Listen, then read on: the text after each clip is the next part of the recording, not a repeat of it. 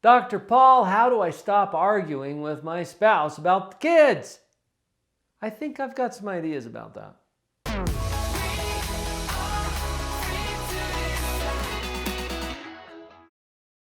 So interesting how much kids bring out the worst in us.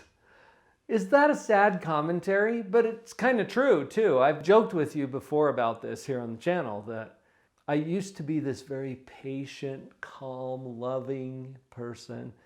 And then I had kids and discovered that maybe I wasn't so patient as I thought I was. And I've got a short temper and a short fuse.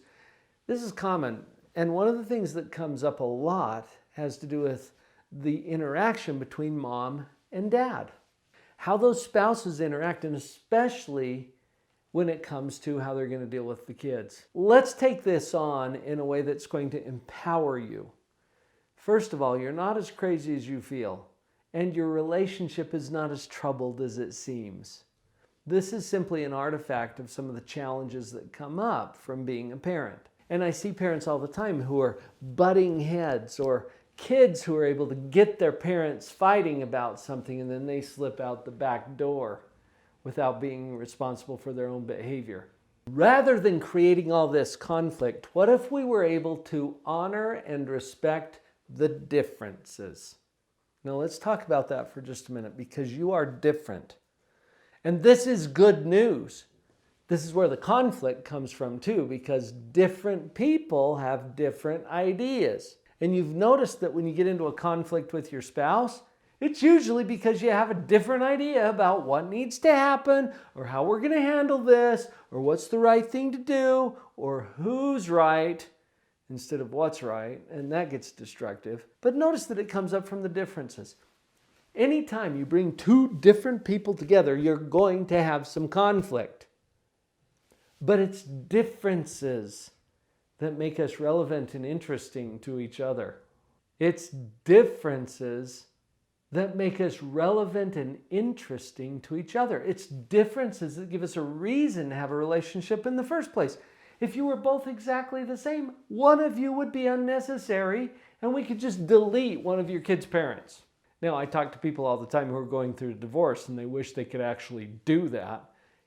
It's good news for your kids that you are different, because that creates a much more rich and full experience for them and provides them with resources they wouldn't have if it were just you. And as brilliant and awesome and wise as you are, some of the different ideas that your spouse has are really important for the health and well-being of your kids.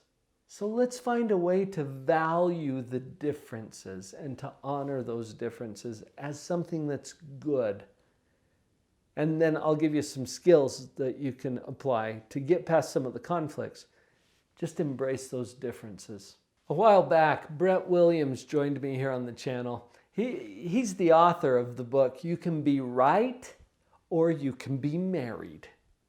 And I love his title because it brings to our attention one of the biggest problems that comes up when there are differences. It's really easy to get sucked into this idea of, well, who's right? It's not about who's right, it's about what's right. So one of the strategies I'd like to share with you here is to practice humility, in the sense that you give up your need to be right in exchange for being open. And remember what I said about it's a good thing that you're different? Some of the ideas that you don't think you agree with are actually pretty good ideas. I was working with a couple just a few days ago where they had very different ideas about how to approach their son on a particular issue. As I listened to her express her ideas, and then as I listened to him express his ideas, the thought crossed my mind, you're right. You're both right.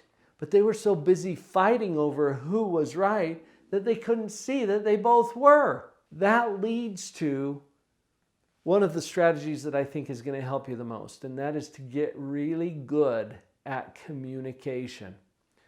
Communication is not an easy task. And we've got some other videos here on the channel that'll help you with that. Just do a little search. Here within the channel, type in the word communication, you're going to get a half a dozen videos that you can review to increase your skill set around communication. Here's a hint.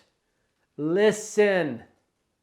Spend more time and energy listening to the potentially brilliant ideas that your spouse has. You don't have to argue about the kids.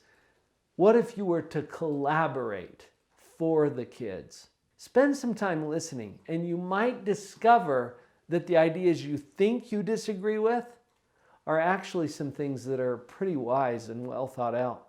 You know, when you think about it, who, other than you, loves these kids more than anybody else on the planet?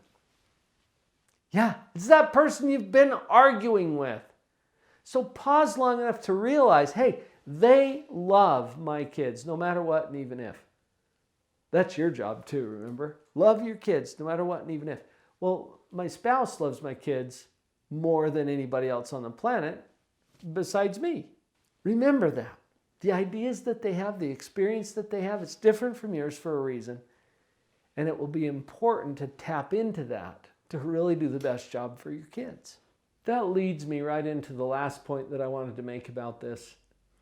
Find a way, instead of pitting yourself against your spouse as an adversary, to join with your spouse as a team that has unique ways to contribute to the well-being of your children. Honor them, your spouse, for who they are and the position that they play in your kids' lives.